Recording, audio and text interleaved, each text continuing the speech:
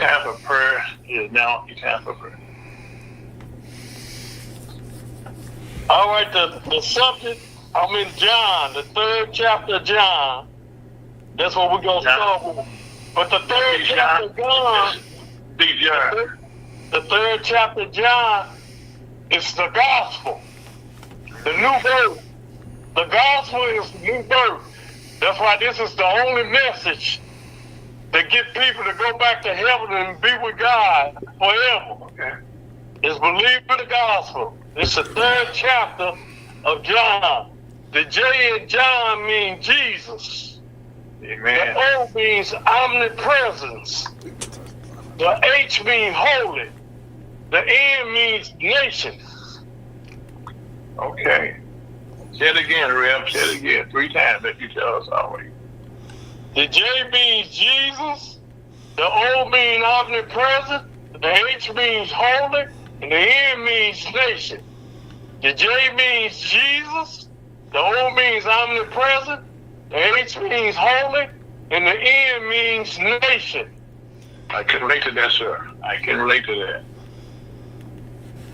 The 3rd chapter of John, in the little foretitle said, Jesus and Nicodemus, the new birth, compared with verse 3.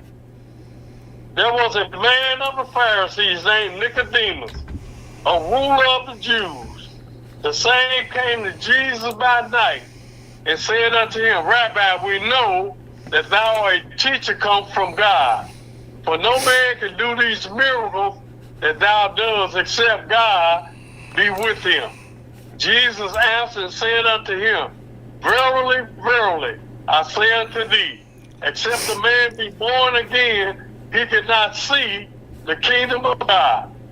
Nicodemus said unto him, How can a man be born when he is old? Can he enter the second time into his mother's womb and be born? No, sir, he can't. Jesus answered, Verily, verily, I say unto thee, except a man be born of water and of the Spirit, he cannot enter into the kingdom of God. That's how you're born again, by the water and the Spirit. That's the Holy Spirit birth, new birth. Amen. That's the new nature. That which is born of the flesh is flesh. That which is born of the Spirit is spirit. Marvel not that I said unto thee, ye must be born again. The wind bloweth where it listeth, and thou hearest the sound thereof, but canst not tell whence it cometh, and whither it goeth. So is everyone that is born of the Spirit. Nicodemus answered and said unto him, How can these things be? Jesus answered and said unto him, Art thou a master of Israel, and knowest not these things?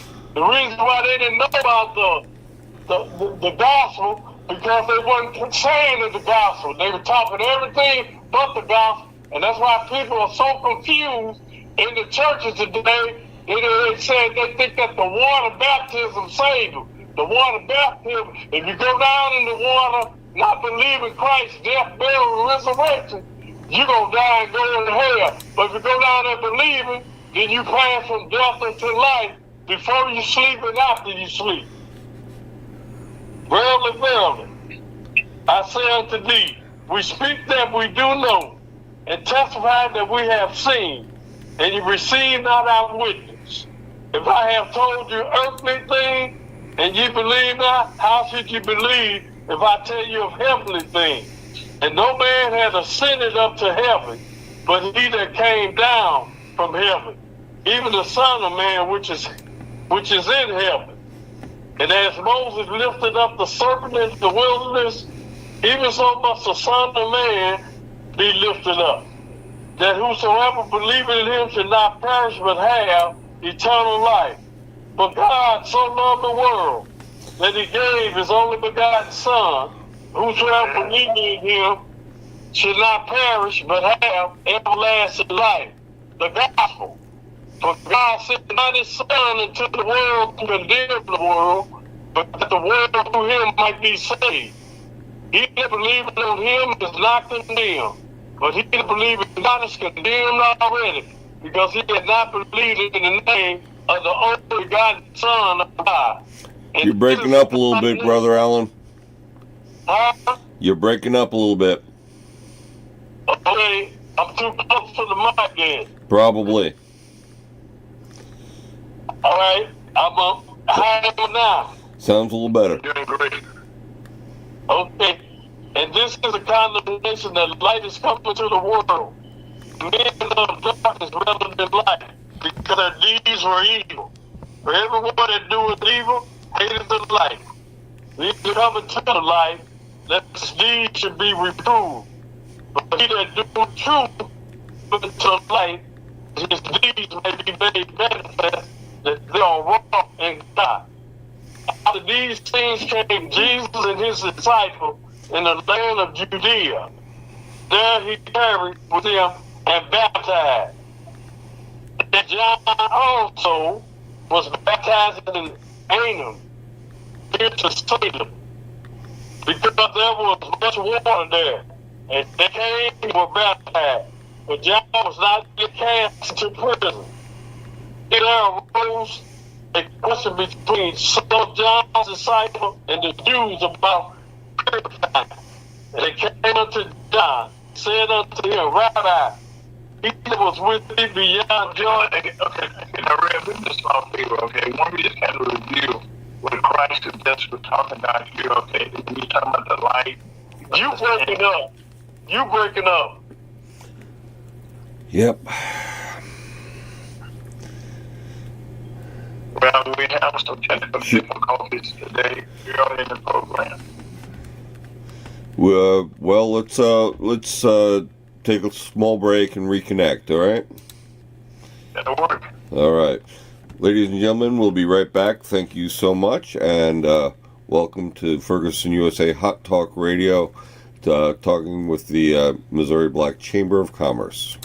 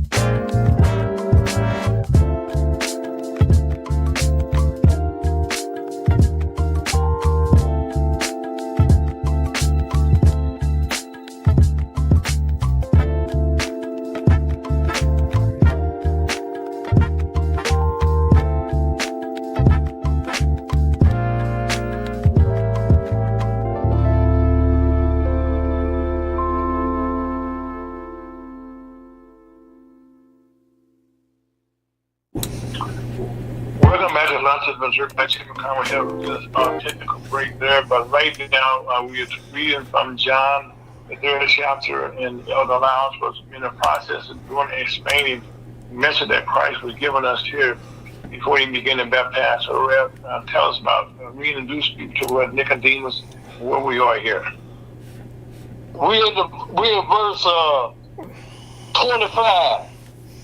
Okay, We just left from verse. I'll read 24 again.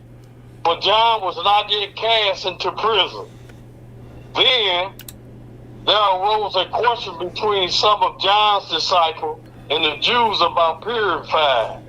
Okay, Rev, before we get into John and his disciples, okay, tell us clear up a little bit here about Nicodemus, okay, what Christ was telling him here, which was an important point here about how we can be born again. And we don't want to leave people hanging on that. That's very important that people understand what is, what that actually means about how you being saved. Oh, you want to go all the way back up to the top? No, Now, just review it in general. This gives an overview of what you just said. What is being said there.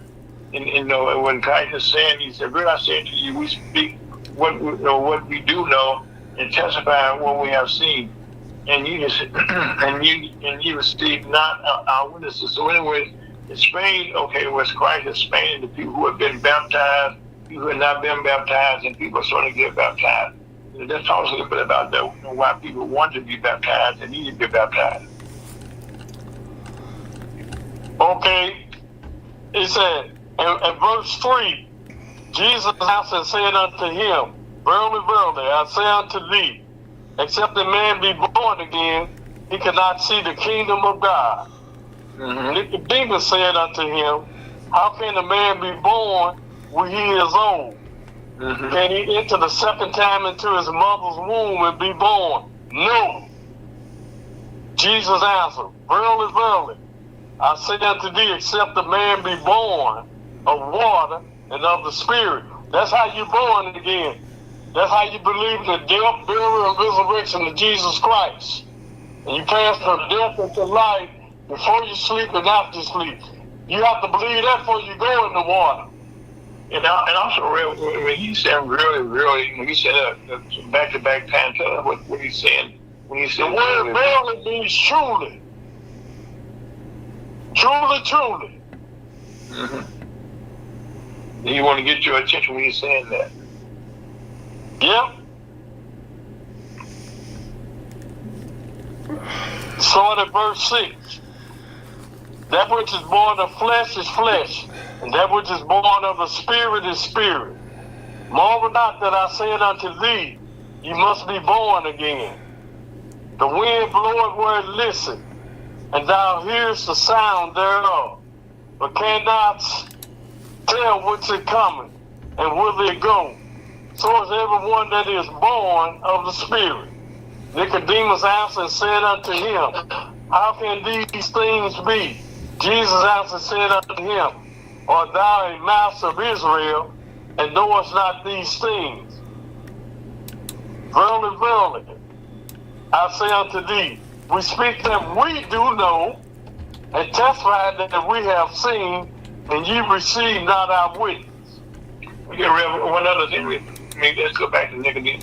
Tell me, what does a Pharisee, since he described as a Pharisee, exactly what is a Pharisee? A Pharisee ain't nothing but a lawyer. Okay. The scribes and the lawyers, and those were those Jews, those wicked Jews that had Jesus crucified. Mm-hmm. That's who they were. Okay, because in the Bible here, Pharisees, and people saying, well, what is a Pharisee? Okay, so he knew the law, but he didn't understand. He didn't understand what God was saying. Now, the reason they didn't understand what God had said because they was in unbelief. Mm-hmm. See, when you're in unbelief, you can't please God, but you might please yourself with your personal opinion. Mm-hmm. So right now, we have a lot of people, who listen to what Nicodemus was saying and what the Pharisees, the lawyer, was saying. There's a big difference in what actually takes place. And that when Nicodemus couldn't visualize, how can this take place? Because it's not on paper this way. And God, Christ was saying, this is a new thing and a new day, and that He came here to make a change in life and to change our lives forever. But we had to understand what He was doing, and nobody wanted to listen to Him. The reason why Nicodemus was a master of Israel, but Nicodemus cannot talk what he don't know. Right. So that's why he came that way. Because he didn't know. And that's what they do in the churches. They keep the gospel hidden to the people. Why is that? That's why people say, I get baptized, I'm saved. I'm saved by going in the water. No, you're not. You got to believe the gospel before you go in the water. Water don't save. Belief saves. Jesus Christ, death, burial, and resurrection. That's what saves you from going up in hell. You go out in the world with devil and conclude with the devil. Okay. Okay, so you continue. Go ahead, sir. If I have told you earthly things and you believe not, then unbelief is again. How should you believe if I tell you of heavenly things? And no man had ascended up to heaven, but he that came down from heaven, which is Jesus Christ, even the Son of Man, which is in heaven. He there now in heaven, waiting to come back to get us out of here, which is the next event is to rapture up the church. And as Moses lifted up the serpent in the wilderness, even so much the Son of Man be lifted up. That's when Jesus was on the cross, dying for your sin, was buried, and rose again. You believe that? You go to heaven. If you don't, you go to hell. That whosoever believeth in him should not perish but have eternal life. For God so loved the world that he gave his only begotten Son, and whosoever believeth in him should not perish but have everlasting life. For God sent not his Son into the world to condemn the world, but that the world through him might be saved. He that believe on him is not condemned, but he that believeth not is condemned already, because he had not believed in the name of the only begotten Son of God. And this is the condemnation, that light is coming to the world, and men love darkness rather than light, because their deeds were evil. For everyone that doeth evil hated the light, neither coming to the light, lest his deeds should be reproved. But he that doeth truth cometh to the light, that his deeds may be made manifest, that they are wrought in God. After So these right things, So right now, let's just stop it there and just kind of deal with this for another minute, okay? That you understand, even today, okay, we are somewhat confused because there's no light. You're not explaining to us exactly what's going on. when he said there ain't no light, that there ain't no light is talking about you in unbelief. Yes, sir. Okay.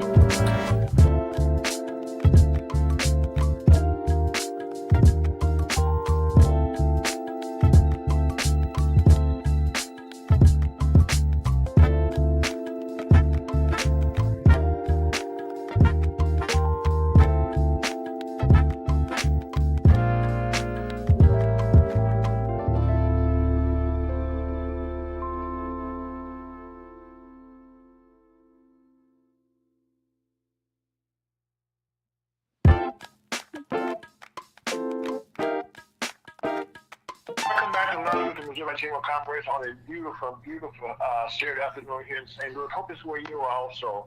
And also, we're joined by one of our co-hosts here, Miss Deneen Busby. How you doing, Bud? I'm sorry, Busby. How you doing? You're fine. I'm doing well. How are you today? Life is good. I just call her Busby. That's my baby. That's But fine. how you doing? How was your week, girl? It was good. I can't complain. I wouldn't complain anyway. I know you. I'm still here, still standing, walking, talking, having a great time. And by the way, okay, your daughter had a big day for you also. She did. She had a milestone birthday. I'm not allowed to say the number. So, but it was a good day, you know. Okay. I always say her birthday is my birthday is her birthday. So, yeah. You know, I said that about one of my grandsons, which we'll talk about that another day, okay? But also, speaking of birthdays, this past week, okay, was a birthday, it's kind of ironic that our great leader, the late Jesse Jackson, passed away at the age of 84. Yeah. You know, and matter of fact, he's recognized, he's one of those men, Busby. I made him a long time ago. As a matter of fact, it's because of him, okay, that actually got in radio. So back in those days, I was into the labor movement with the teachers and what have you. And the president, Mr. Jackson, and Reverend Jackson came over to be our guest speaker of the World Park. And KBNY came down to do a live broadcast there. And Reverend Jackson was asked to come down next week to be the guest speaker on one of these programs, right? And he said, no, I'm going home. I got to go back to Chicago, right? He said, well, no, I'll go down there, And so I said, no, I'll go out. So I went. So I went down to the radio station. And at that time, I was deep in the labor movement at that time. I did a sea change, a big jump. I got into radio busting. And from there, I eventually became the youngest black general manager in the whole country from what Reverend Jackson did for me. So I thank him very much. That's why we all got stories, okay, that we can tell why he changed our lives in so many ways, just by being in his presence. Do you have any Jesse Jackson moments? I was trying to think if I met him before or interviewed him. You met so many people over the years. Well, it's troubling, though. It does bother me when I can't remember something, but young lady. I do think about the fact that all of our pivotal leaders are leaving, and I mean, it's natural. I mean, it's life, but what and who will come behind them, because we are in some very difficult times. And I think, I was just talking to a friend of mine, and I think about all the, leaders that I've met and the impact that they made, and just like Jackson, Maya Angelou, I interviewed her before. So, I mean, they left so much for us. But at the same time, it's incumbent upon us to carry that. She's from St. Louis, by the way, Who's Maya Angelou? Was she from St. Louis? I think she was, right? Correct me if I'm wrong. I believe she was. I don't know. Yeah, she's from St. Louis. Yeah, she's from St. Louis. Okay. I got my story right there with Brother Scott. Come on. Yeah. Mm-hmm.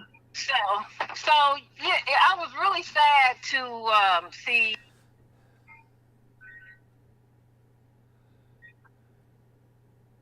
But she's outside, so she may have dropped the call, but she'll call back.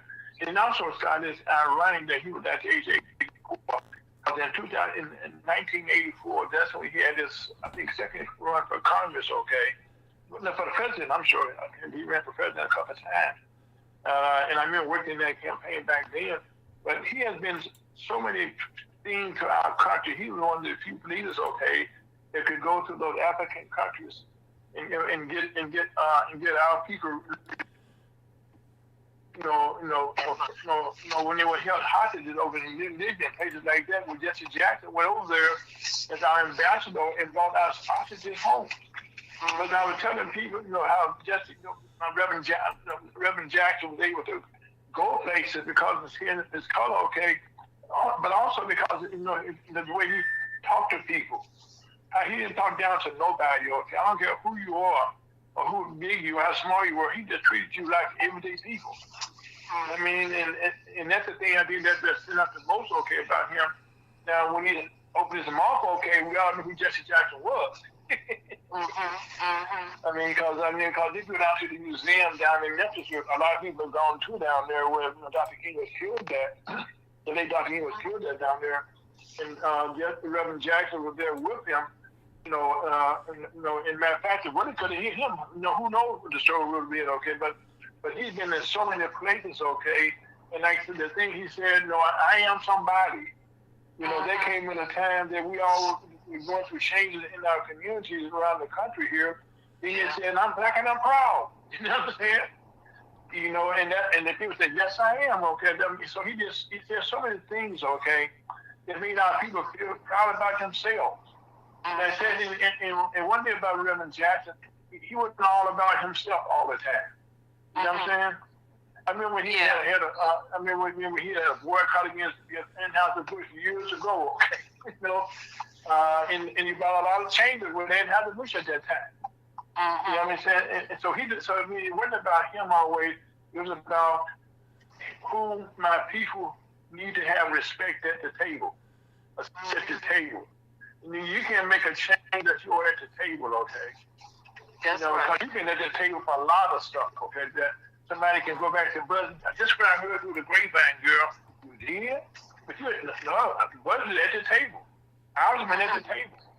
And it's because of Jesse Jackson, okay? Matter of fact, he changed the Democratic Party so much, okay? This time I found out just the other day that there was a time when in the primaries where you had 20% of delegates, they got, okay, had to be 20%, from your caucus, for you to get into the election, right? Well, he changed it to 15. Well, that allowed President Obama, okay, to qualify. I mean, so, and even when President Biden became president, he came to South Carolina. Guess what? That's where Jesse Jackson came from. South Carolina. So I mean, so he has had a footprint on so many things. Yeah. So many things that affected our lives, in your kids' lives, my kids' lives, my great-grandkids' lives. And I just want to tell everybody, thank you so much, okay, to Jesse Jackson and his family, who will forever be part of our lives. So I'm sorry. Scott, you got any thoughts about Jesse Jackson? I'm sorry, I'm leaving you out on this. No, go ahead and leave me out on this. Okay. Well, Scott, I like to hear about it. The team, we don't want to leave nobody left out here, okay? But anyway, now having said that, as we have a beautiful day in St. Louis, Buzz is out in that park. That's how good the weather is today. Well, I mean, it was a little chilly. But I really miss walking out. Being outside, walking outside. I can. It's just better. I don't know, and this is very random. This is such a random comment, and maybe you can answer this. But one thing I noticed about being if you go to the gym, you can go, and it happens no matter what. It happens when you park your car. You can go to the gym, and there will be empty treadmills. Like, you're the only one there, and the person will come to the two of them from you, or one from you. Like, why? You can park your car at the very end, nobody around. Inevitably, when you come out, somebody gonna be parked right next to you. Like, what is that about a lot of people that they just gravitate towards other people? I don't understand that. I'm going to say this for me and for you, okay? And for Scott, okay? People gravitate toward leaders, okay? That don't happen just for everybody. They gravitate toward people, like people see you in the gym, okay? They say, "Oh, there's Busby." Or they don't even know me, Ira. They don't Buzz. Again, you can talk to a young lady, you come on, let's be honest about it. And that's something that's important, okay? You have to understand that why they're coming towards you, okay? They want to be close to you. Now in your car, okay, I can't help you on that one. Well, when you park your car, have you ever noticed that though?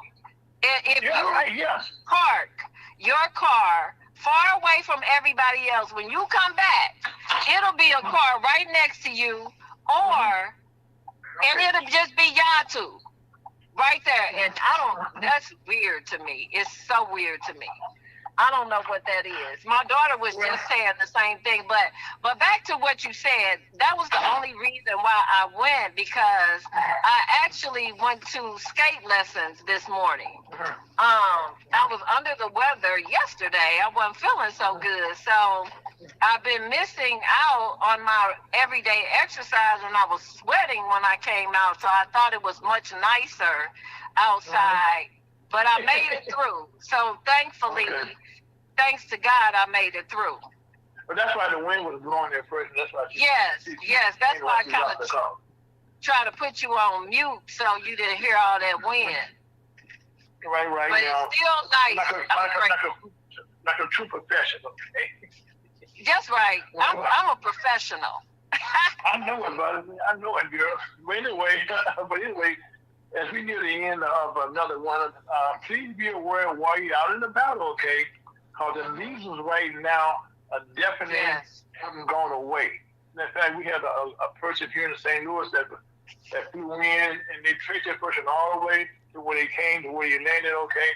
Because measles outbreaks are taking place on college campuses all around the country. It just took place down in Florida, okay? University, and this will be Florida. Ava Maria University has the latest university to be affected. Now, on these campuses, these kids got to go home, okay? So that's why this is so important, okay?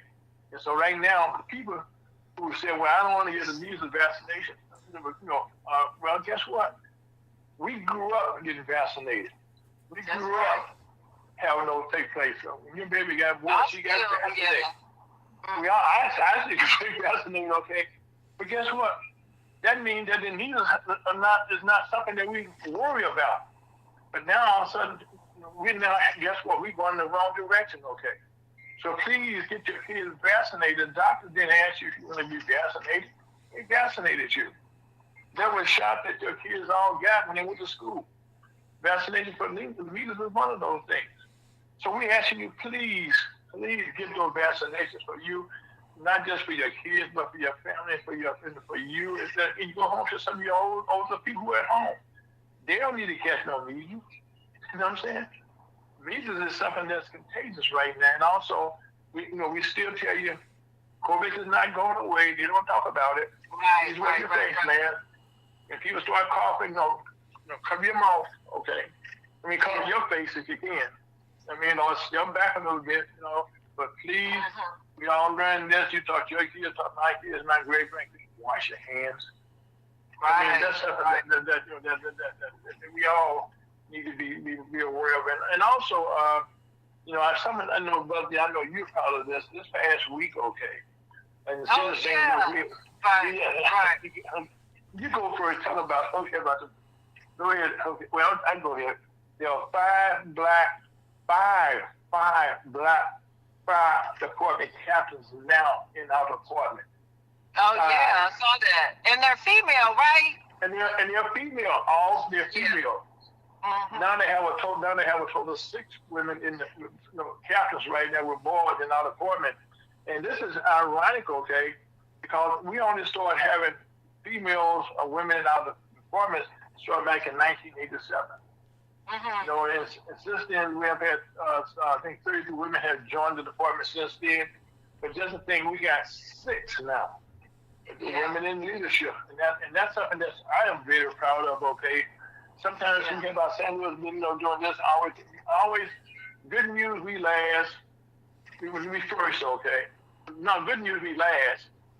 Bad news we first. Well, this time this is good news column. Speaking of good news, Boeing came back home. So for people that Boeing, Well, see, Boeing, we all grew up known as McDonnell Douglas. That's right. And so Boeing was bought out by McDonnell Douglas out, right? Yeah. And then they moved them to D.C. Well, now they're back here in St. Louis where they should be now. Now, there's a smart caveat to this. If you recall, Buzz, we just had a big union fight here with the teachers unions. And so now that they just decided we settled, okay. And now, as you can see, all these wars going on around the world, they all have Boeing fighter jets out there fighting now. Yeah. And all those countries around the world are buying our old jets. Mm-hmm. And they all refurbishing our old jets. And so right now, and I always have a funny feeling about this. I'm about you and Scott on this one. That's called Boeing was here, okay, after they made St. Louis a target, okay, if they does a war or something. Yeah. They may want to come to St. Louis. Yeah. Then go out someplace else, But right now, Boeing is back home here in St. Louis, okay, and that's a good thing for jobs for a long time, because they got the next fighter jet that's coming out of St. Louis, and then we're so happy to have that, be by history here, And also, speaking of a good things here, okay, this is something I was going to talk about later, but I'm talking about it right now. Right now, over in Iran, there's a little dispute going on about nuclear weapons. Scott and I talked about this off air earlier, Busby. And right now, my personal opinion, I think Iran probably got their own nuclear weapons themselves right now. But right now, there's a big build-up right now because our president feels that they can intimidate Iran into making a decision. Well, something that, brother, you haven't been a part of this conversation, okay, but Scott and Reverend Niles have been saying for years and years and years that the United States is not part of prophecy. No place are we in the Bible about the United States. And now, okay, Iran has nuclear weapons, okay, and right now, Israel, not Iran, Iran and Russia have just did a military drill together. So they got friends. Iran got friends all around them. Unlike Venezuela, they didn't have a lot of, friends, so to speak. So I hope that President Trump, give a second or third thought, okay, before he tried to go and, and beat up, drop a bomb over there. Because it would not be a pretty thing. It's not a personal opinion on it. What are your thoughts, Scott? I'm sorry, I was paying attention to the broadcast. Okay, good, okay. I like that now. And also, just for sake of conversation, okay, 3 Silicon Valley engineers were charged with stealing Google trade secrets and sending them to Iran. Again, that's why I said that's what Iran right now, okay. But also one of the things, I personally myself, okay, I don't know about a lot of people right now. I was only embarrassed yesterday, but encouraged yesterday with the Supreme Court. Yesterday ruling 6-3, saying that the tariffs, which is legally should be come from Congress. There are congressional duties right now, and just for for people not aware, if you watch the way the government going in the last year, there's only one branch of government for the most part, but there are 3. One is the congressional, which is the Congress, which is the Senate, and the House of Representatives. Well, the House of Representatives have been missing in action, for the last year, because Mike Johnson, the Speaker, okay, had given all his rights over to the President on an executive order, and so that means that now the President is doing things that the Congress should be doing.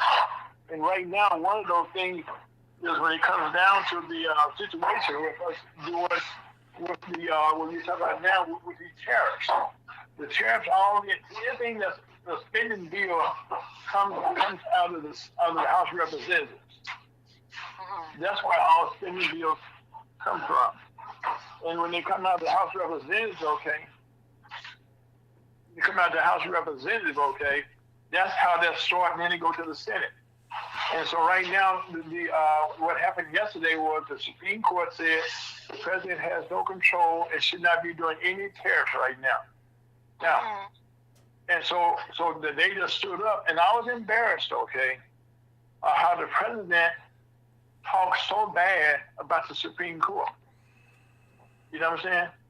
Yeah. Talk bad about the Supreme Court. I mean, and no branch of government should ever tear down the other branch of government like that. I mean, that's what. I mean, that sounds rational. I mean, but are you talking about a situation nowadays that is rational? If that makes sense, like. Say it again, so people understand. Say it again. So what I'm saying is, you're acting as if we're in usual times. I don't think we are in usual times. So to think of something rationally at this time seems irrational. Yes. Yes, yes, yes. You know, but excuse me, okay. But then, as a matter of fact, yesterday, the way he talked about, he sounded like a baby that had lost, that somebody had smacked upside the head. You know what I'm saying? But on the tariffs, okay, that has created so many problems for our entire country. Like right now, right now, with gross national product, okay, the economy is slowly going in the wrong direction. You know what I'm saying? Inflation is higher than they had been anticipated. But that's not what they would have you to know. That's not what they would even saying. They would say that it is the best that it's ever been. It's delusion. Everyone is delusional. What they say, right? It's delusion, okay. But if you believe what they say now, having said that, okay, this has affected all of our food prices. Because see, our country depends on so many things for import and export, like in China. What can you find in anybody's house? You got something made in China. I don't care. Some of your clothes that's made in China. And so that's so now, not only that, okay, the tariffs affect the foods that we buy. The vegetables that we buy, the tomatoes that we. All those the bananas and things that you go to the grocery store that was normal prices. You go to the store, those prices. Ain't the same no more. Ridiculous. They're ridiculous. Okay. Now. That is not just, but it's gonna get worse now. Yeah. Because now this is creating so much confusion, chaos now about what they do with all the money that they just raised. I didn't get none of the money. Okay, all this tariffs raised right now. For all these countries, that paid all this money in. That money had got to go. It's here in some place. We should not be shared with us because all the corporations are complaining. They're the ones that filed a lawsuit that was able to raise this tariffs, to go with the tariffs and what have you. You know what I mean? And so right now, we got to figure out who's going to get that money. As a matter of fact, a little known thing is that one country, like, I think Vietnam, for instance, they had like a 34 high tariff that he had put on them, okay? Now, you say that's high, right? Well, guess what? In the meantime, his sons went over there and they gave them a whole lot of land, moved some people out, okay? And then guess what? After he got one, he worked for his family, okay? He dropped the tariffs on them. Now, is that right? No, that's what I said. There's a lot that's been going on behind the scenes, okay? That's all come out. And not only that, our tourism business for the last year is down over 6%. Because a lot of foreign countries right now bring their kids to our country, for Disney World like that. They said, I don't want to go to that country no more. They want to watch up in Minnesota, Minneapolis there. That goes all the way around the world.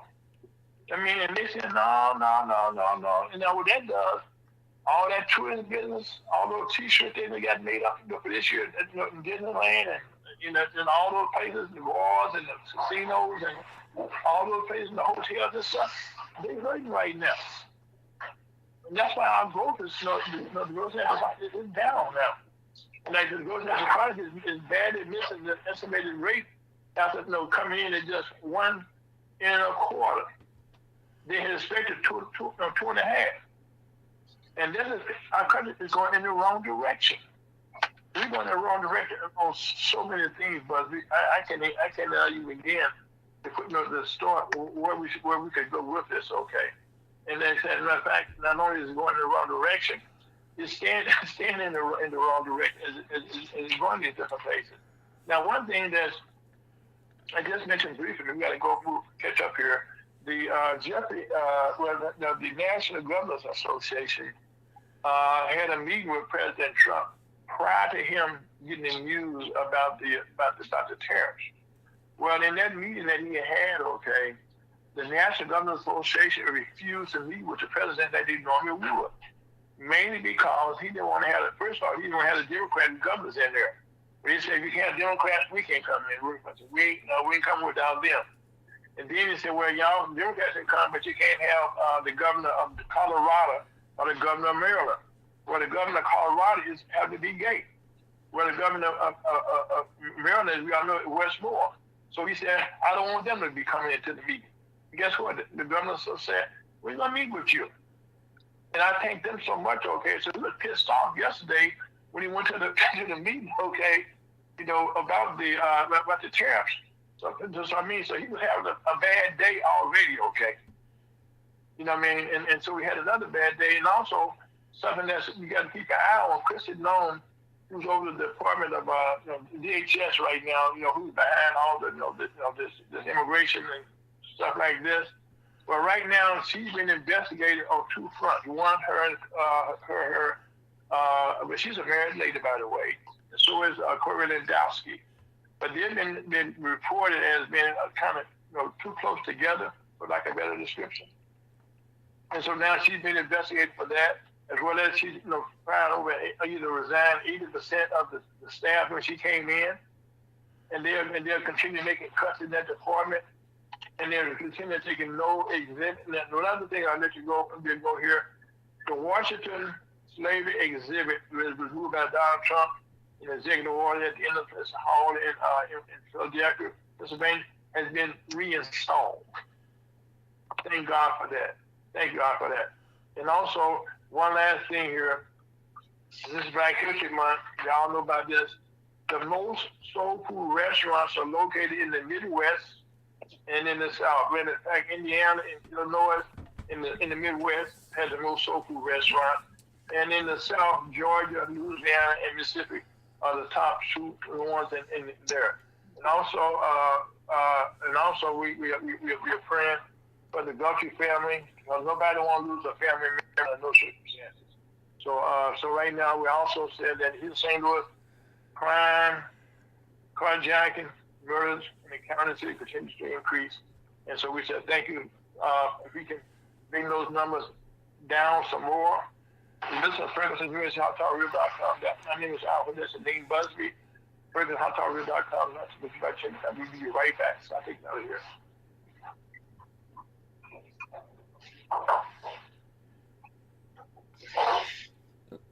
Just a second.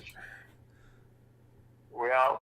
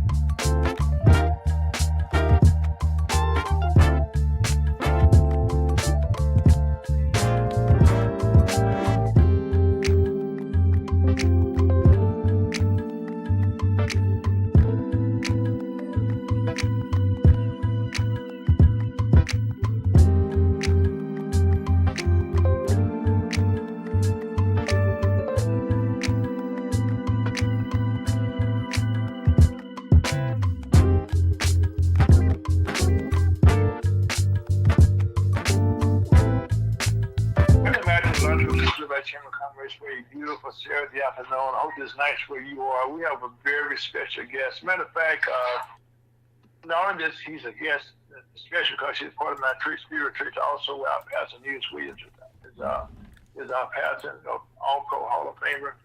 He's also a part of our congregation, a very busy lady, very active in our church, okay? But also, she's on today because she has so much of a rich history that we got to talk about, you know, and that's something in Black History Month. We want to kind of, you know, talk about things like that, okay? Like, you know, like one of the things that we call in our history, Porky and Bess. When I said Porky and Bess, Alfina, what did that remind you of? Porky and Bess? Mm-hmm. What does that remind me of? No, just said it for you. Yeah, Uh-huh. our Black community. Okay. And right now, okay, we was talking earlier on, okay, that the Metropolitan, the first Black male started joining the Metropolitan Opera. You know, I'm minding me of the situation, you know, to take place was that you was married, okay, let me get this straight. Let's tell us about who Athena is first of all. I did a good job, but you do a better job. Well, I married Robert, and he was 33 years. No. Who's Robert? Now, you tell us the history now. Everybody didn't know. We get the plan. Tell you about me. Okay. I am a retired artist representative. I am also... who did you represent? I represent illustrators. And I represented Thomas Blackshear, who painted all of the Star Wars posters when Star Wars first came out. And last year, he was nominated for the best artist in the country. And I had the privilege, his name again is Thomas Blackshear, and I had the privilege of representing him, and he is absolutely wonderful. So I decided after I retired also from Merritt's Inc. as a commercial artist, designer. How long were you a commercial artist? For about 25 years. Wow. And what high school did you go to? Come on now, break it down. Oh, the Distinguished Sumner High School. Distinguished Sumner High School. Okay. And after representing illustrators, I decided to start. Okay, now, before we go any further, you Western here, how did you become you left Sumner High School, where did you go to school next? Then I went to Webster College. It was Webster University back then. I mean, it was Webster College back then. Webster College. It's now University. Webster University, and I taught at a private school on campus there, the college school, and I was in the art department, and that's where I spent my 4 years. Okay, now, but so how does a Black woman, okay, become a Black illustrator? Now, what was your impetus? What was your inspiration? Well, a commercial artist doesn't necessarily have to be an illustrator. There are different positions. There is a designer who will design a project, and if that designer wants to use an illustrator, she can use an illustrator. I do not illustrate. And then when that project is completed, a production artist will get it prepared for the printer. Wow. And the pieces will be made. And so that is what I was doing. Okay, so once you walk through the steps, okay, how the last, before you retired, okay, the one that was so famous, how did that come together? Me and Robert? No. I'm hearing you. Okay.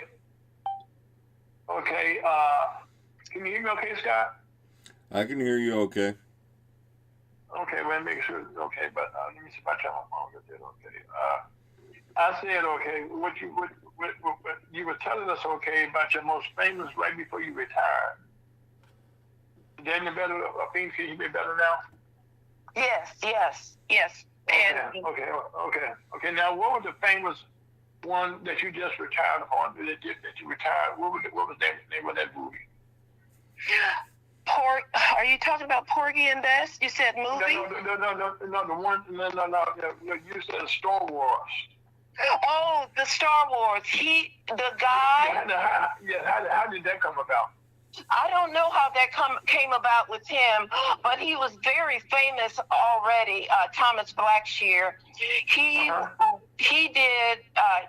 was friends with people in Hollywood like Billy D. Williams. Billy D. Williams was a painter, and he was a great friend of Billy D's, and maybe that came up with him. I don't know, but I guess what I'm saying. To be in those circles, okay, we not in those circles. You said Billy Williams, like we all know Billy D. Williams, okay, who's a very famous star, okay. Yeah. How could you went from Western College, okay? Yes. Okay. Now you're on the West Coast now in California now, right? Yeah. Now, how'd you get out there? Well, I didn't get out there. I'm just sharing that. Thomas Blackshear had connections out there. He had connections. Okay. And my representing illustrators, one of our famous projects was Tony Wade illustrating, in which I represented him, illustrated a poster for the 1988 Olympics. And Tony was a magnificent illustrator, and I just had the privilege of having him as one of my clients to represent. Okay. Now, how did you become? You were like an agent, right? You said. Yes. Now, how did you get in that position? Okay, that's not too many black females or black men, period, that I'm aware of. Okay. That said they've been agents for somebody in that business for 25 years, okay? There weren't too many people that looked like me doing that. And I had a dear friend who was working for an advertising agency that was a representative. And I knew these black artists who were perfect in their illustrations, and I just wanted to, I had a mind to represent them, because back then, black artists weren't used as much as white artists, or I'll say illustrators. And we can call them artists. We can do that. Yeah. And they didn't work as much as the white illustrators. So I wanted to represent them, and I'll give you an example. Okay. I pitched Tony Wade's artwork to the American Girl Doll Company. I don't know if you know of that company. And they wanted, for the first time in their company, to do a black doll. This was the first time that they had ever done it. And Thomas was the one that put me on to them, Thomas Blackshear. And Tony, I introduced Tony's artwork to them, and they wanted to use him. So they did, and I pitched that, because they asked me, well, Athena, how much do you want him to make for this job? And I said, well, it isn't often that black artists get projects like these. And I would like to present $85,500 for him to get paid for this, because it's probably far and few and between where he would be able to get another job. So we will take the $85,500 and we will ask for no less. And I went out. Tony was in another room, and I went out and I spoke to Tony. I said, Tony, how much do you want for this job? He said, well, I don't know, Athena. I said, well, I pitched $85,500. He said, you pitched that? I said, yes, I did, because I think you're worth it. So I went back and we got the job. Okay. So right now, so really, that's what I'm saying, okay, for you to be in that position, okay, am I right, Busby? I heard you say, okay, you know what I mean? You had to have some clout, okay? You just didn't fall out, because right now, first of all, okay, you have a very famous name, okay, like Farron, okay? So before we get to get married, your maiden name is Bush. Tell us about Your Bush name, please. Yes, I'm Athena Bush, and I'm the daughter of Jimmy and Lola Bush, who are now deceased. And I'm also the cousin of Corey Bush, our former congresswoman, who is running again for that seat. And she will be having on the 24th of February a rally in Jefferson City. So if anybody wants to go and support her, please come that day. It's going to be wonderful. So I am proud to have Corey as a cousin, and she's done very well, and I love her to death. Well, you want to be proud of your family. I mean, come on, let's be honest, okay? So yes. Now, when did you get married, okay? Okay, now, you can take the history here. Okay, all right. I was not Robert's first wife. I was his second wife. And we married the day after Thanksgiving. And Robert, I was 30. Wait, what year? You know? Oh, God. I can't remember. But anyway, he was 30. Huh? He was 33. Yes, and he was 73. Oh my God. Okay. Oh, that's what everybody said. And let me tell you something. That was a match made in heaven. And I do not need any validation from anybody but the Lord. Oh, no. Perfect marriage. It was absolutely wonderful. We never argued, but if Robert had something that he wanted to say, and if there was a misunderstanding, the only thing he would do is say, "Now, baby, I don't agree with you." And he was so funny. And we need to teach that to a whole lot of people nowadays. I'm at a loss on this one. I'm gonna stay quiet on this one. I'm just listening. Okay. Well, brother will see you later, okay? So that's why she gets some advice, okay? You know, our marriage, like I said again, was a match made in heaven. And our ways are not like God's ways. Neither our thoughts are like his thoughts. But he permitted and allowed and told me through a covenant that Robert was supposed to be my husband. And wow. And before we married, Robert was in a nightmarish situation.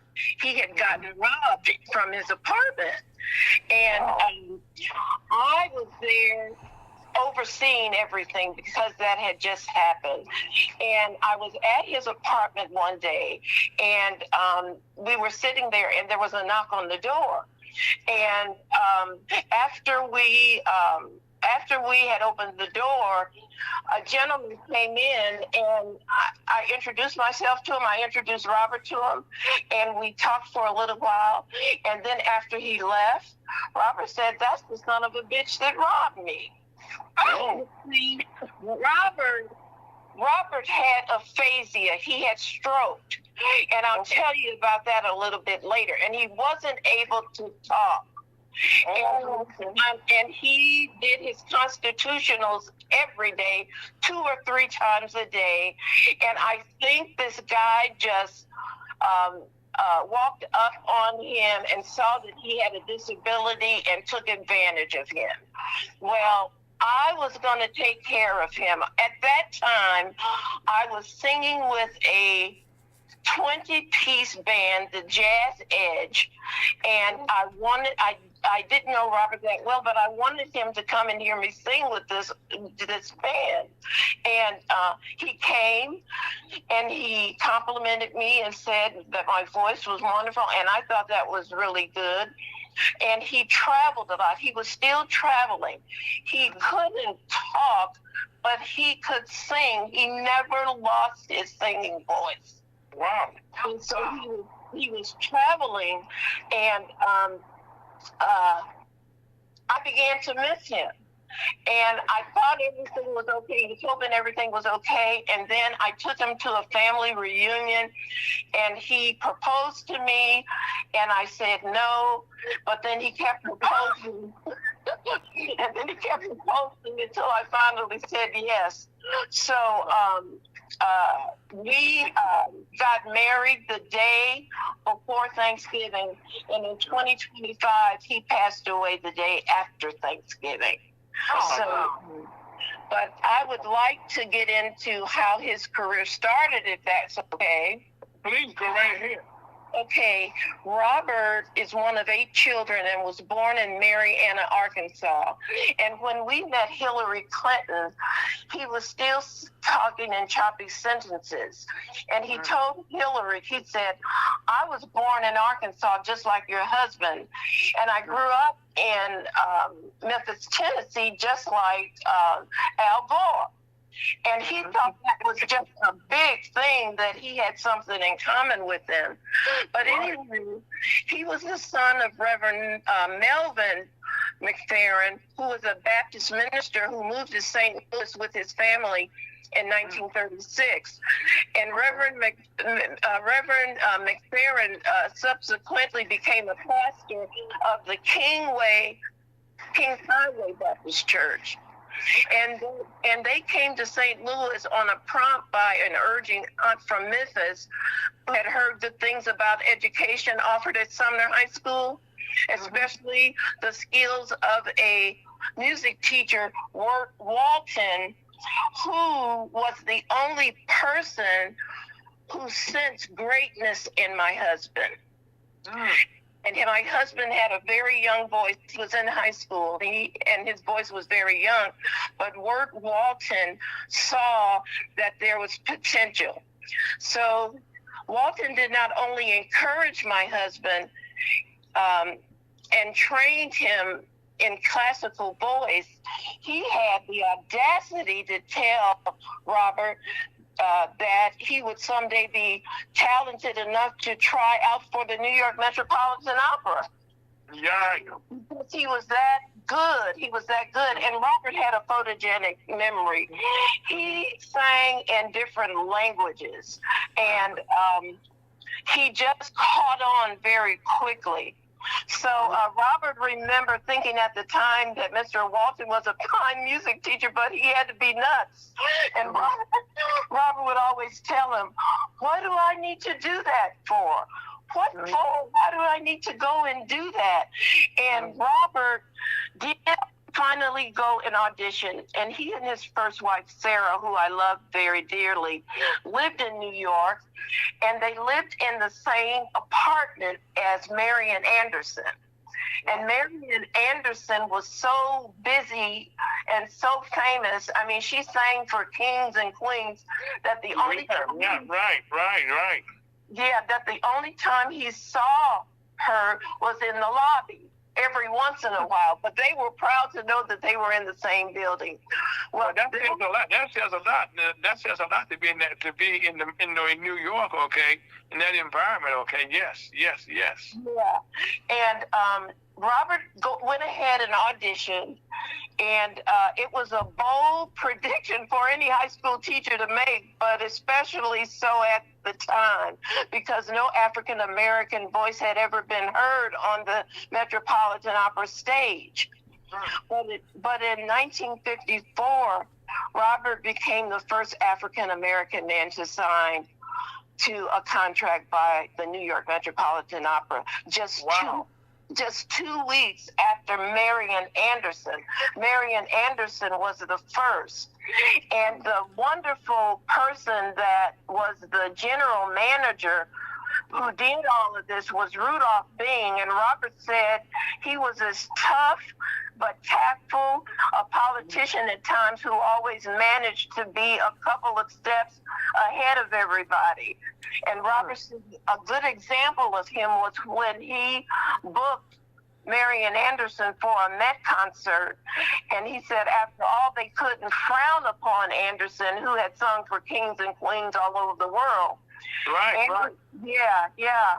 And Anderson preceding me, he said, at the Met just made things that much easier when his time came along. Okay, now tell us about how this Sidney Poitier, this is interesting here. Tell us about how that came about. Okay. I will. Let me think. Let me think here just for a second. Take your time. There's no rush. We're just taking. Yeah, in 1955, Robert made his Met debut as Amonastro in Verdi's Aida. And if anybody knows opera, they know that that's an Egyptian opera. That's a beautiful. I heard it's beautiful. Yes, and he was Aida's father and played a major role.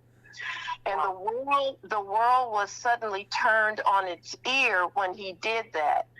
And Robert stayed in the Met until 1959, playing leading roles in Faust and Rigoletto.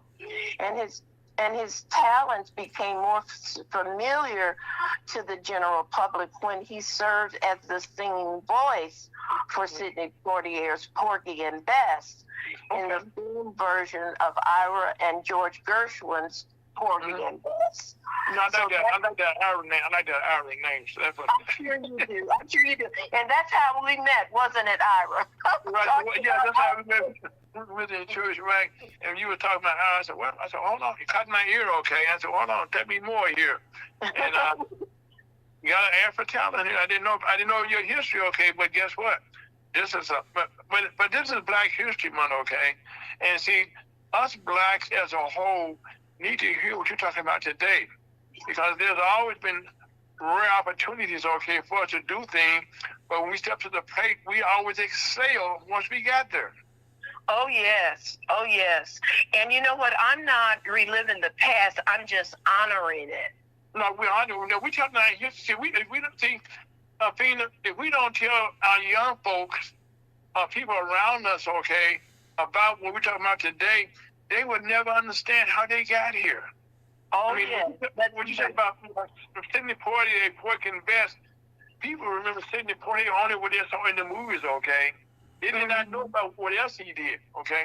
Right. But do a lot of people even know, young people know who Sidney Poitier is? You know, do they know who he is and what his contribution was and how important that is? I also think it's important to talk about those types of things because young people, even myself, I mean, you get ideas. There could be somebody who wants to do exactly what she's done and have a different approach to doing it, or she sparked something in them today.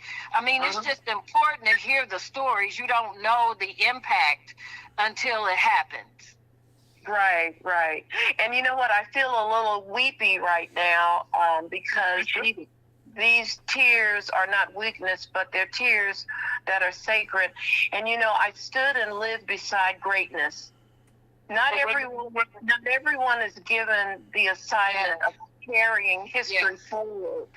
It is our purpose and our covenant given by God. We're here for a purpose, not just to have fun, but we are here to usher and let people know that there is eternity there for us when we die.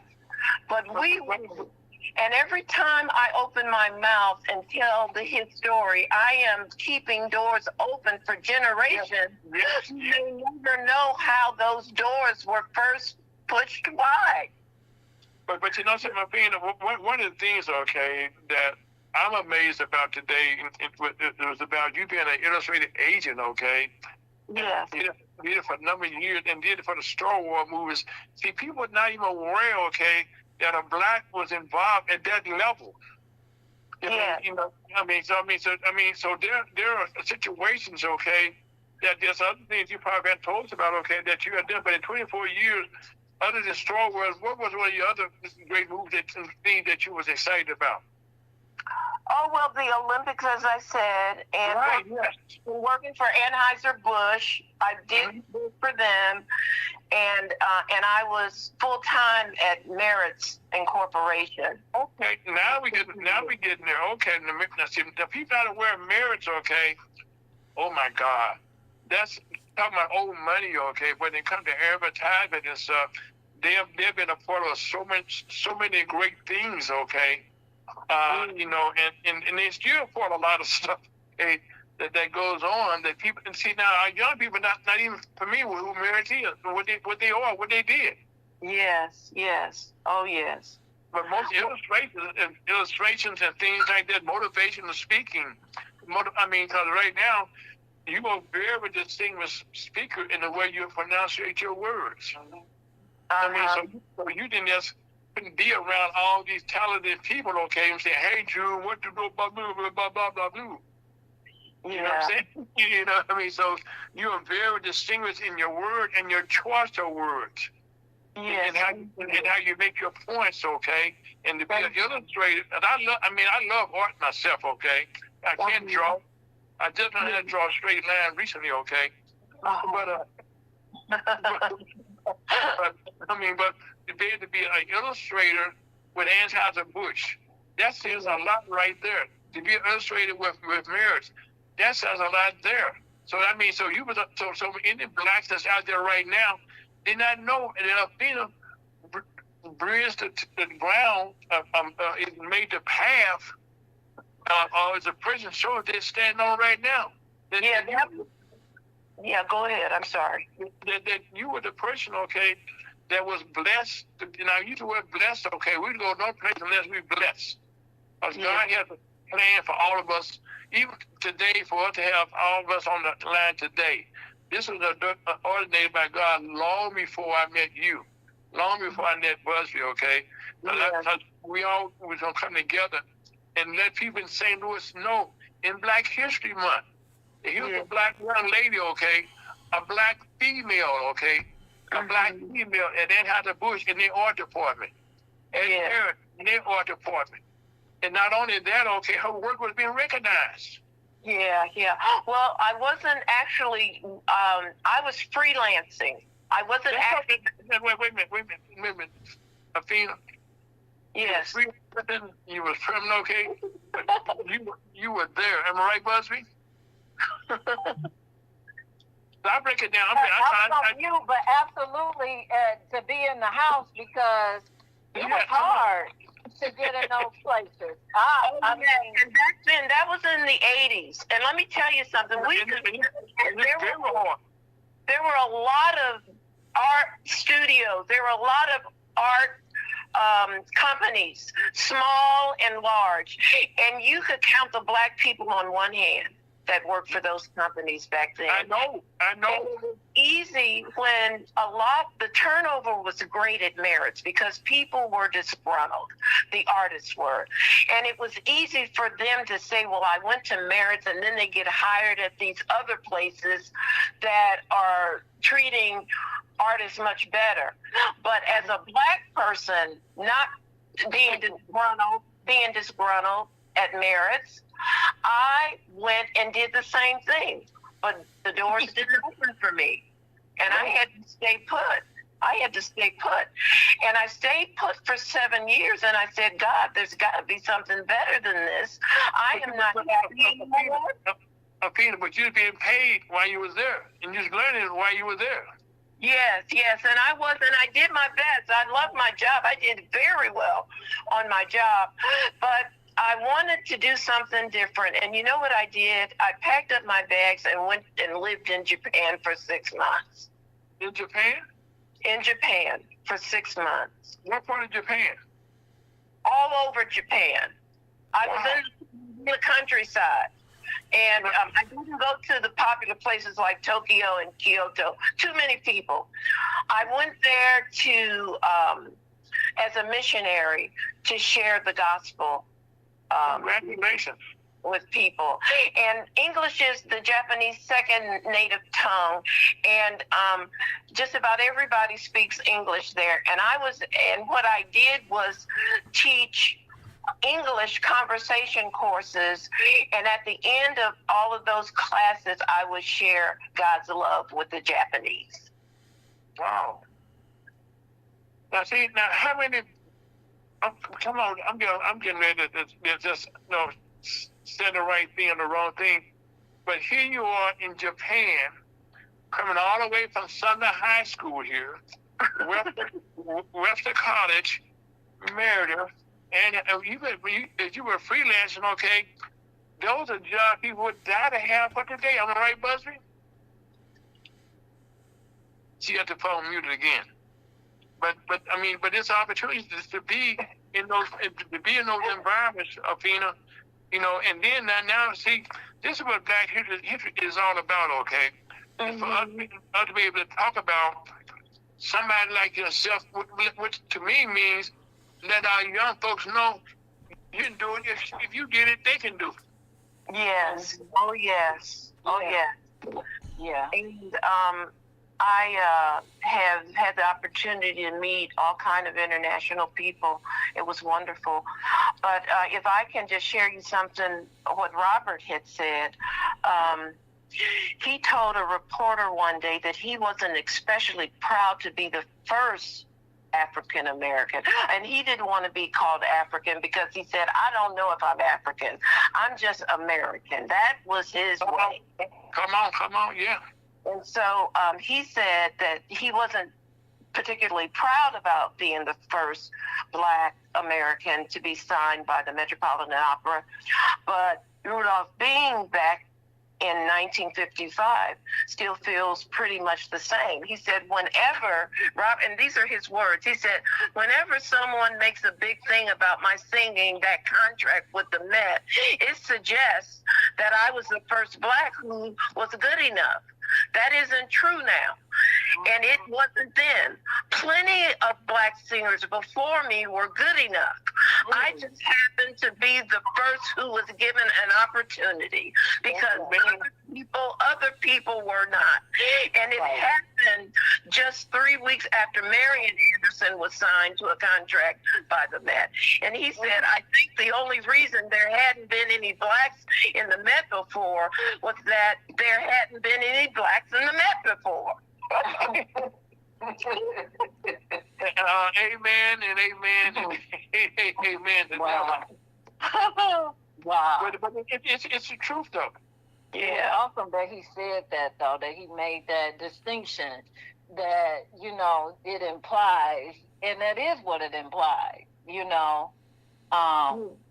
unfortunately. Oh, yeah. Oh, yes. Oh, yes. Well, I got to tell you about this stroke Robert had. I met Robert probably about 3 years after he had his stroke. I didn't know him when he had a stroke, but I met him when he had aphasia after the stroke. And among other effects of a stroke, aphasia happens, and it's a disorder characterized by problems in communicating due to difficulties in understanding and formulating reading and writing language. So he sang in he talked in choppy sentences. And because I was very dedicated to my husband, I heard and listened to him every day. And when he would try to express himself, because I heard and listened to him every day, I was able to really decipher what it was he wanted. And it wasn't that bad. That was important. That was an important position. I shouldn't use the word.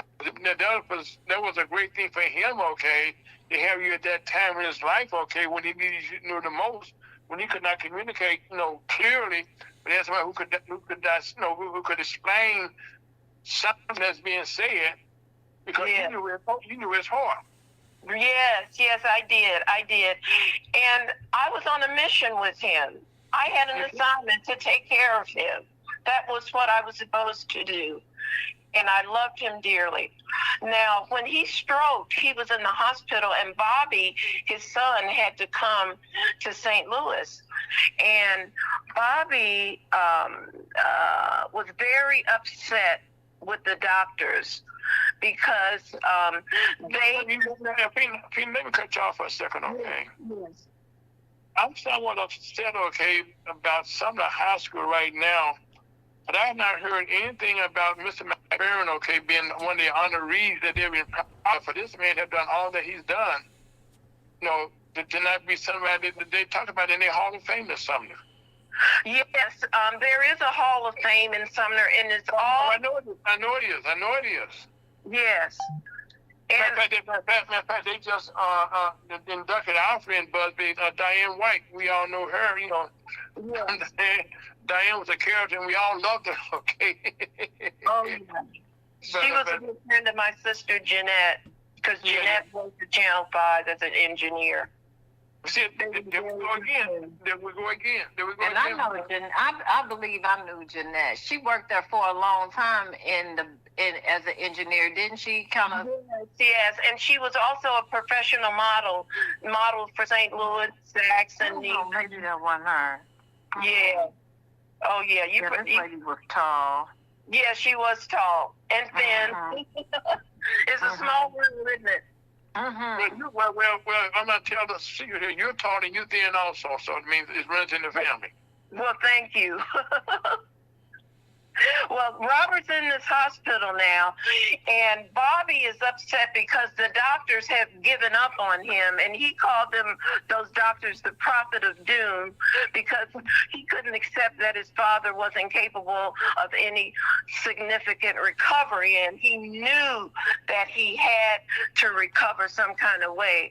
But somehow Robert was able, and I met Robert Jr., but somehow Robert Sr. was somehow able to communicate that he, in the hospital, wanted to see his classical music scores. And he was able to get that. So a nurse retrieved them from his apartment, and then it happened. McFerrin got the classical scores. The hospital hired an accompanist to come. They put a piano on the ward. Oh my God! They gave the music to Robert, and Robert began to sing. Oh my God! He began to sing, and he still couldn't talk, but he was able to sing. And let me say this, okay? When we hear this phrase, Scott and Busby, God works in mysterious ways, don't He? Yes, He does. This is a perfect example that you cannot assume that the person is beyond, their mission that God gave them. Well, we to be in the hospital, to be able to get a piano, okay, and still have the voice, okay, that could resonate through the hospital. Yeah. Opera stars, their voice is short-lived. I mean, you don't see old opera stars because the pressure on those vocal cords have been used so much that their life, the life expectancy is a little short for those voices. But Robert, George Shirley, Maddie Wilda Dobbs, these are all famous people that broke barriers in classical music. Todd Duncans and Camilla Williams, those people were in their senior year still singing, and their voices were intact. Come on. Their voices were intact. And I think it's a blessing because they were famous, but not in the circles that other famous opera singers were in. And they traveled the world around. And they were famous among some people, but they didn't have the exposure as everybody else did. And Robert, when Robert won that contract at the Met, after that, his life was in danger. He was being threatened. Wow.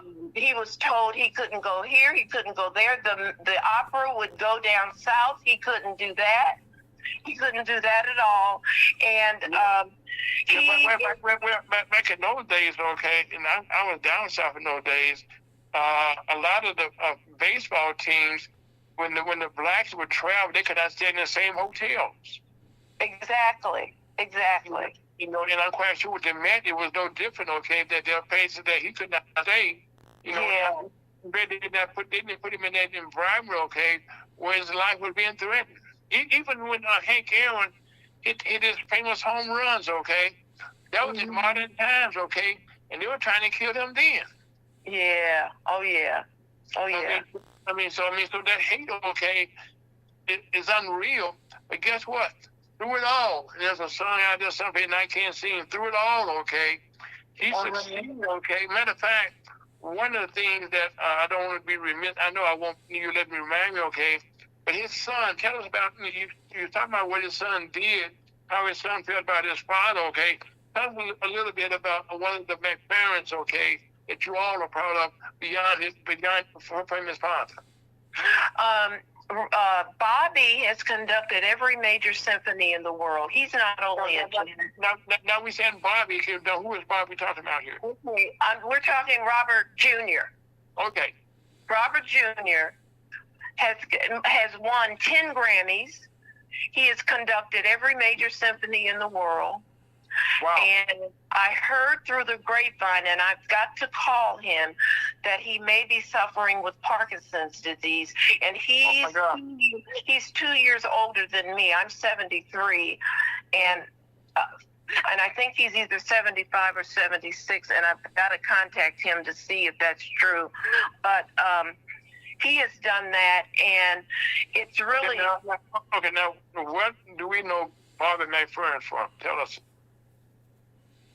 Well, you know, from the mega hit, he created in about 15 minutes a mega hit, Don't Worry, Be Happy. And people may not remember his name, but they do remember that song. And that song became so worldwide that people were saying all the time, don't worry, be happy, don't worry, be happy, that it became a little ugly. Because every time Robert Jr. would go somewhere, he would get this mass mob of people saying, don't worry, be happy. You're the one that sings, don't worry, be happy. And it kind of put him in a position where he was feeling uncomfortable about it. But it's a song that really blesses people. And again, he wrote that in 15 minutes, and it just became a mega hit. You know, I got to cut you off again. Back in those days, I was still in the labor movement in those days, okay, with the Teamsters. And we had a paper called it was for the Joint Council newspaper they put out, on a Monday, a 40 basis. And I wrote an article, okay, picking his song, okay, don't worry, be happy. And I was saying now, okay, people are telling us, no, don't worry, be happy, okay, but now they put it into a song. It's all referring, to Bobby, to Mr. McFerrin. I'm not calling him Bobby, Mr. McFerrin. Well, I'm the same age or just about. I'm older than he is. I can call him Bobby. Okay. that Bobby's song was such a motivator. Okay, and at that time, it was hard times in our country that we were going through, and it was an ideal song for us to hear, to lift us up as a race of people, not just black, but everybody love Don't Worry, Be Happy. We all would happy to hear some music like that. It was all in Japan when I was in Japan, and it was really popular. It was really a popular song, and he kind of disassociated with it because it became so popular. And when you got the public knowing something as popular as that, you get a little, you feel like your privacy has been invaded. I'm not going to be funny. I said on behalf of Busby and Scott myself. Well, I don't know how to feel to be that popular. I don't either. Me either. But I want to say something funny I hope nobody takes it like this, but that song was outrageously popular. I mean, just overwhelmingly, it was everywhere, and she's so right when she talks about that.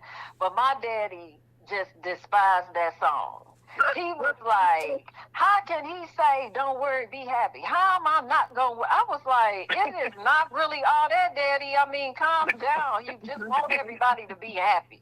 Yeah. And I don't mean that he didn't, in a facetious way, but it tickles me when I hear that song. It's funny to hear though that he disconnected himself with it, because not only it was just, I don't think that there's been a bigger song. Yeah, it was overwhelming. Mm-hmm. Overwhelming is not the word. It was universal, okay, and even today. You hear the tune right now in a lot of commercials, okay? They might not play the whole song in its entirety, but they have little tidbits, okay? I bet he got residuals for that too, royalty. They use it as a jingle. You're right. They're using a lot of jingles right now. But I guess the thing about it, is that you have, as I told you when I first met you, okay, you have had a lifestyle that very few people have had, that I know of. They've been in the company of so many famous people, and that okay, you're a part of a famous family. Not only right now, with Bobby McFerrin, okay, but with your niece Corey Bush. She's a young lady that came out of our rides. I can call them the rides we had out there in Ferguson, okay. Yes. And but you know how we always report. Everybody in St. Louis during that time period, okay. I wasn't involved as much as I should have been, but I broke my knee during that same period, so I couldn't get involved. But I was involved with the people that's on the front line, like the Cleo Willises, like the all the leaders. What was his name? Wesley Bell. What was his name? My commitment. He gonna get me, okay? When I said this, Anthony Bell. What's his name? Anthony Shahi. All these people, okay, were part of that period, okay, and only she came out, okay, to rise to that height. And then her became Wesley Bell, also out of that same climate. But right now, with Mr. McFarland, okay, the thing that he did, he had lifted so many people with him, okay. And anytime something like the song that he wrote, and the songs, that your husband was involved with the music and stuff, they lifted up so many people around them. Yes. To such heights, okay, that we also been blessed, okay, to live behind them. Am I right, Busby? Yes, absolutely. I mean, right now, Busby, you was on the front lines, with all that going on, okay, because you was probably reporting a lot of the news at that time. Mm-hmm. Yeah. And like that, as a matter of fact, I would be remiss if I ain't said, Denise Busby, okay, you are a legend in your own time. I mean, let's tell people about our co-host, Scott. Not only does she worked at iHeartRadio, they call it. She worked at Magic. All of the stations out there they had. You worked at St. Louis City, they call it, or City 16, SLTV. It's called STLTV now. It's SLTV now. Yeah, they're fancy. Right. Oh, wait, come on now. Okay, well, then also you worked at some of the local TV stations. I think toward the Channel 11 or Channel 2 or whatever. I worked at Channel 11. And so, but you've been a part, okay, of all of this here. So you ain't, so you've been around the industry for a long time. Yeah. Now, what do you do right now? What we're talking about that? What are you doing now? You're still busy. Who are you talking about, me? Yes, ma'am, you. Oh, I'm Vice President of Marketing and Communications for Boys and Girls Clubs. Say it again. Vice President of Marketing and Communications for Boys and Girls Clubs of Greater St. Louis. Now, Felix, did you hear that? Okay, here's a black woman, okay. In our midst, okay. Yes, yes. And I don't know too many blacks that can say that they have had that position before, Busby. Well, I think there are a lot of progressive black women who are doing tremendous things and are in these positions. I did want to ask our guest a question, though. Go ahead. Not to throw it off of me, but because good at I that. love it. But I did want to ask her. I grew up in Union Memorial United Methodist Church, and Grace Montgomery On Delmar? Yes. off of on Belton Bartmer. Oh, okay. And Grace Bumry was, now I don't remember her. I do. At our church. And when I was younger, you know, her family was there, and I know what house they lived in and all that good stuff. And you were talking about opera singers and, you know, how long they lasted and their voice lasted. And I just remember her. That's what I connect when I think of a lot of times, you know, classical music. Sumner High School, too. Yeah, and also Harold Lee. And also Harold Lee, too. He came from Sumner High School. Okay. And he traveled around the world to sing before kings and queens. As a matter of fact, he was my next door neighbor, but he was my brother's best friend. Yeah. And he came out of that Sumner heritage also, you know, from Mr. Bill. You know, they all came out of Sumner. Has been a well of information and good music for so long. Mm-hmm. You know, well, there's so much. Sumner High School is a lot like your Annie Malone, right. in terms of the institution that it is and the people who have come out of that school. I mean, right. when you look at not only celebrities, but just everyday people who have come out of Sumner High School have made a difference in their respective communities. I mean, my mom went there, and I know my mom was active in her class. And that school really would not be open today if it wasn't for the alumni. All right. Well, see, that's a good thing about it. Okay, the alumni came together when they were talking about closing the school. Mm-hmm. Matter of fact, they would have closed the school, okay, if it had not been for the alumni. Yeah. I mean, the alumni. Ira? We lost him. What happened? I don't know, but let's go into a little bit of a break real quick. Okay. All right. Okay.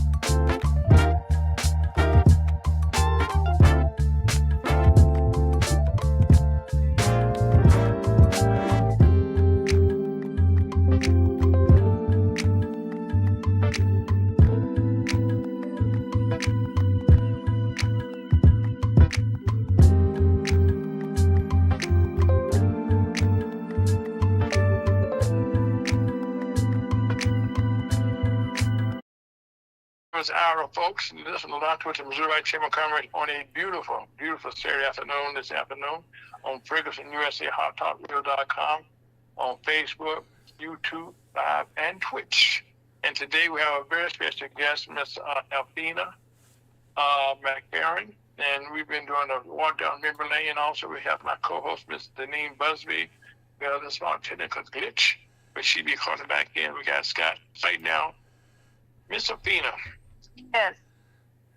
As I was saying, that I felt, and just my personal opinion again, that you should be appointed someplace over there, the things for the doors that you open up, okay, in your career, and that being, you said, an agent, in a field where there was very few agents in those days, to be able to speak for and do the things and to be at merits and how to push in all the major corporations, okay, that speaks for itself. That's, to me, that's something that a lot of people can't say that's on their resume. You have a resume that people would die to have nowadays. Mm-hmm. Yes, I was blessed. Yes, and you're blessed, and you're still blessed with good health. Yes. And you're still blessed right now to be. Matter of fact, I would be remiss if I didn't say it's okay. Your cousin Corey Bush would be. She's blessed now to have you as to be in a campaign with your expertise that you bring to the table. Yes. Oh, yes. Yes. I mean, that's why I say, in our midst, we have our blacks, okay. And in this program today, you have enlightened us about something that the Metropolitan offered before that we never been to before, right, Scott? That we hadn't talked about the artists, the people that have performed there. We talking about today, like people like Porky and the Best, Sidney Poitier. That is history all by itself, Matter of fact, Sidney Poitier was one of those actors that people probably don't remember him, okay, but he gets to come to dinner, just one of the movies, okay, that he starred in. In fact, he's a matter of fact an Academy Award winner also. Yeah. I mean, go ahead. I just wanted to share again the one thing that Robert had. Wonderful character. His character was absolutely wonderful.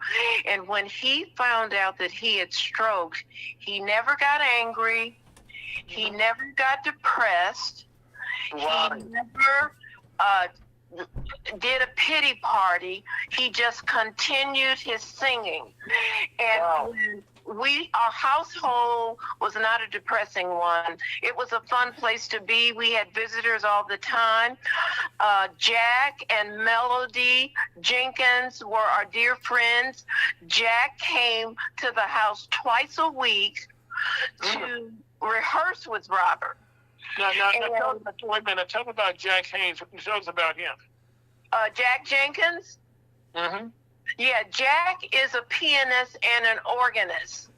And I can't remember how I met Jack. I think it was through Merrimack Community College. Okay.